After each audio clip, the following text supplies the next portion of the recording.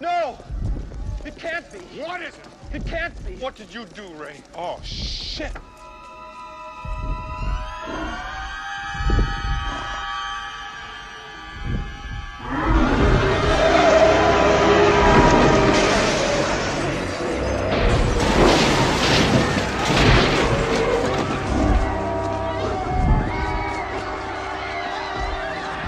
Something you don't see every day.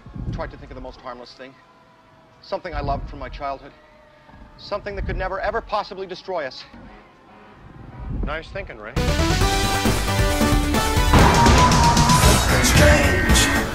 Ghostbusters is at the core of my being. Growing up, I watched the film at least once a week till I was about 8 years old. It's probably because of my unflinching love for the film that I've avoided playing the Ghostbusters game released back in the dark days of 2009. I've always been wary of licensed games, let alone games based on the finest example of cinematography ever made. But this is the 30th anniversary of Ghostbusters being released in the cinema, so I thought, what's the worst that could happen? Let's just say we're about to get real busy. The game loads up, and I see the Columbia logo, and I think, this is it. I've been an idiot, an absolute idiot for not playing this game. This is going to be exactly what I've wanted since I was a wee boy.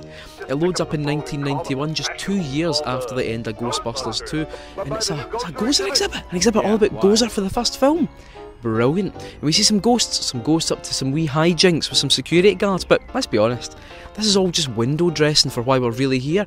We're really here to be our favourite Ghostbusters, to go on an adventure with our childhood heroes. For me, I thought long and hard about it. I thought maybe Peter Venkman, Bill Murray with his big pock-marked face, but I thought no.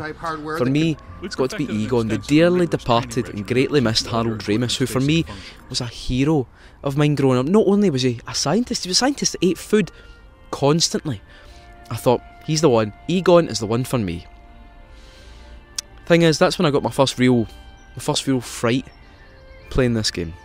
Hey, you're up, buddy. Training will be on the job tonight. Try not to destroy too many Manhattan landmarks. That's right, you don't get to go any of the real Ghostbusters. You go an unnamed silent avatar, a boring waste of pixels. I get that the idea was that you're playing along with the established characters, but no, I'd rather be fucking Egon, or Ray, or Winston, or even Rick Moranis at a push. You won't get to join in the banter, you won't get any funny lines. You're just a pair of legs holding up a proton pack. In fact, at least that would have been quite funny. Which brings us on to the next problem the game has. The original cast and a script that should have been taken out to the backfield and shot. What's your name again, kid? No names, Ray. I don't want to get too attached to this kid. You know, just in case. You remember what happened to the last guy. The delivery of just about every line in the game sounds forced. There's more forcing going on in this game than in every Star Wars game ever made. It breaks my heart to hear such unexciting, bored-sounding dialogue pour out of the mouths of my childhood heroes. Look out! Slimer's escaped again! No, wait, come back. I know a lot of people have said they really enjoy the game, and at least I can see the effort put into the actual ghost busting, with the proton packs feeling fully realised. And the first time you trap a ghost, you get those wee tingles that make you think you could be on to a winner. But then they just fling the same ghosts at you again and again, in flaming gargoyles and animated candlestick holders, you know, just like in the film. In fact, eventually, the kind of only fun I was getting from the game was turning my proton pack on my colleagues. Oh, what's that, Egon? What you got to say? Doesn't matter. Hit you with a proton beam. Oh, there's Ray. What you got to say? Doesn't matter. Hit him with my proton beam. And they just shrug it off as if it's nothing. Not that I want to burn their faces off, but, well...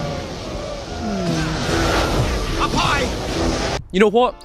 I can't even bring myself to criticise this game anymore. There's a bit right near the beginning where you're going round the hotel from the first film with Dan Aykroyd. He's no longer Ray, he's just Dan Aykroyd. Fucking Dan Aykroyd.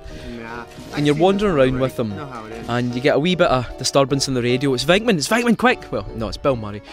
You run through, and he's lying on the ground, and Dan Aykroyd's like, oh, he's been slimed again! He's been slimed again! Because this is it's just the first film. It's just everything in the first film, but you're a plank of wood with a proton pack following them around, following some tired sounding old men around. all this game serves to show to me is that some things, no matter how much you love them, some things should just stay dead.